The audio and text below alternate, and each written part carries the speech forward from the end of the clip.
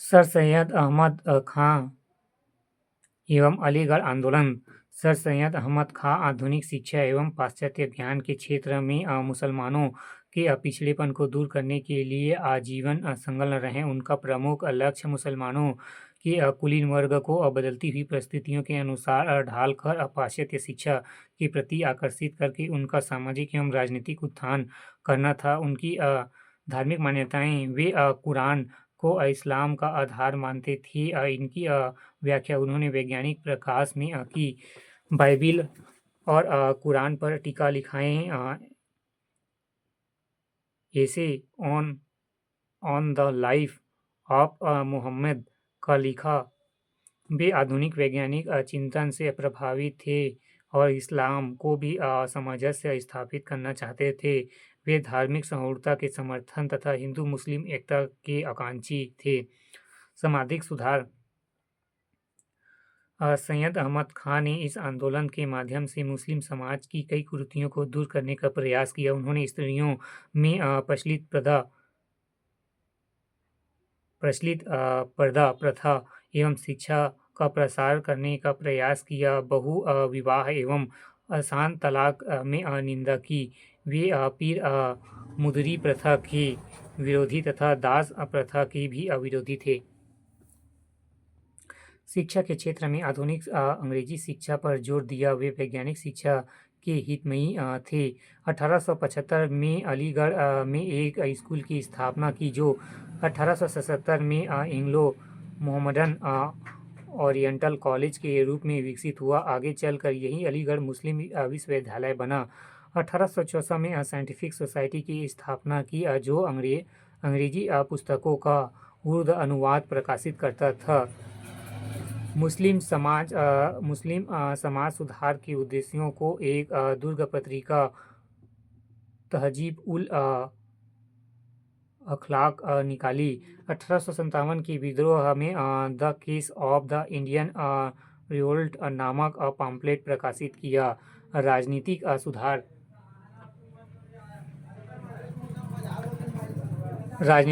Sir Syed लोकतंत्र को भारत में हिंदुओं के बहुमत के कारण मुस्लिम विरोध मानते थे, इसलिए भारत में ब्रिटिश शासन के हित में ही थे।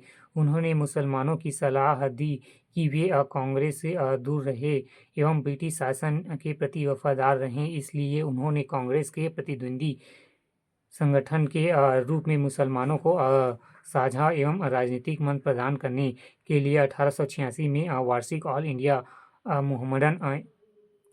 मुहम्मडन एजुकेशन कॉन्फ्रेंस का आयोजन करना आरंभ किया।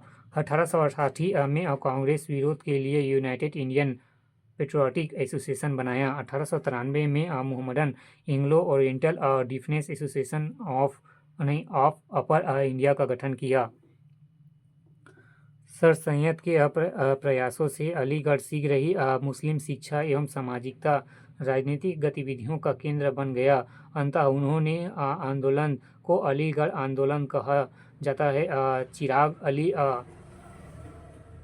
अल्ताफ हुसैन, हाली नज़र अहमद, मौलाना शिबली नूमानी आदि इनके प्रमुख नेता थे।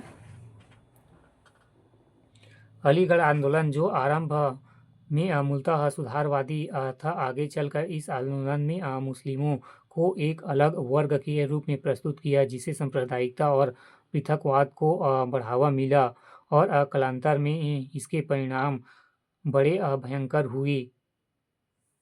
फिर मुस्लिम समाज के उच्च वर्ग को शिक्षित करने, उन्हें आधुनिक बनाने और अपने राजनीतिक अधिकारों के प्रति जागृत करने में अलीगढ़ आंदोलन की भूमिका महत्वपूर्ण थी।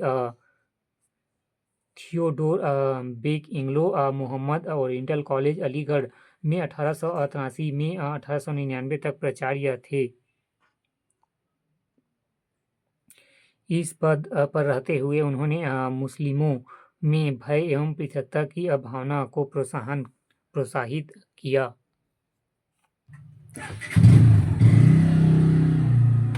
हिंदुओं में राजा राम मोहन राय एवं ब्रह्म समाज। राजा राम मोहन राय भारतीय नवजागरण के अग्रदूत एवं आधुनिक भारत के निर्माता माने जाते हैं। राजा राम मोहन राय संस्कृति अरबी, फारसी, अंग्रेजी, फ्रेंच, लैटिन, ग्रीक एवं हिब्रू भाषा के ज्ञाता थे। राजा राम मोहन राय की भारतीय सभ्यता एवं संस्कृति में गहन आस्था थी। उनका यह विश्वास था कि भारतीय नवजागरण के लिए पाश्चात्य संस्कृति के अच्छे तत्वों को ग्रहण करना आवश्यक है, किंतु उन्होंने पश्चिम के अंधानुकरण के बजाय आधुनिकीकरण पर जोर दिया था। जिन्होंने 1884 कलकत्ता में आत्मीय सभा की स्थापना की। यहीं आगे चलकर 1828 में ब्रह्म सभा बना। इस संस्था की स्थापना का प्रमुख उद्देश्य भारतीय समाज एवं हिंदू धर्म में व्याप्त कुरीतियों को दूर करना तथा उनसे शुद्ध बनाना था। धार्मिक विचार सभी धर्मों की मौलिक समानता और एकता पर बल, मूर्ति पूजा एवं बहुदेववाद, अवतारवाद का विरोध, एकेश्वरवाद का समर्थन एवं राय ने फारसी की तुहाफल उल मुखदिन या एकेश्वरवादियों को उपहार गिफ्ट ऑफ मोनोथिट्स तथा अंग्रेजी में प्रैक्टिस ऑफ जीसस की रचना की। वेदांतों के अध्ययन पर जोर दिया तथा पुराणों की आलोचना। सामाजिक विचार कर्म आधारित वर्ण व्यवस्था का समर्थन और जाति आधारित विभेद का विरोध। सती प्रथा का अंत 1829 में राय की महत्वपूर्ण भूमिका थी एवं विधवा पुनर्विवाह एवं विधवाओं की दशा सुधारने पर जोर। उसने प्रदा प्रथा, बहुविवाह एवं वेश्यावृत्ति को समाप्त करने, स्त्रियों को शिक्षा दिलाने तथा उन्हें संपत्ति में अधिकार दिलवाने का प्रयास किया। वह स्त्री पुरुष समानता के समर्थक। राजनीतिक विचार अंतर्राष्ट्रीयवादी, लगान में कमी, भारतीय वस्तुओं पर से निर्यात शुल्क में कमी, उच्च सेवाओं में भारतीयकरण, कार्यपालिका एवं न्यायपालिका की शक्तियों का पृथक्करण तथा मुकदमे की सुनवाई के लिए जूरी व्यवस्था की मांग। शिक्षा, साहित्य, पत्रकारिता में योगदान। अंग्रेजी माध्यम में आधुनिक शिक्षा के समर्थन। भारतीय सभ्यता संस्कृति के ज्ञान के भी हितमई। डेविड हेयर को हिंदू कॉलेज की स्थापना में सहयोग। एंग्लो हिंदू स्कूल एवं वेदांता कॉलेज की स्थापना। राय ने प्राचीन धर्म स्थानों के बंगला अनुवाद प्रकाशित कराए। उन्होंने एक बंगला व्याकरण तैयार किया तथा बंगला लेखन की आधुनिक सुरुचिपूर्ण शैली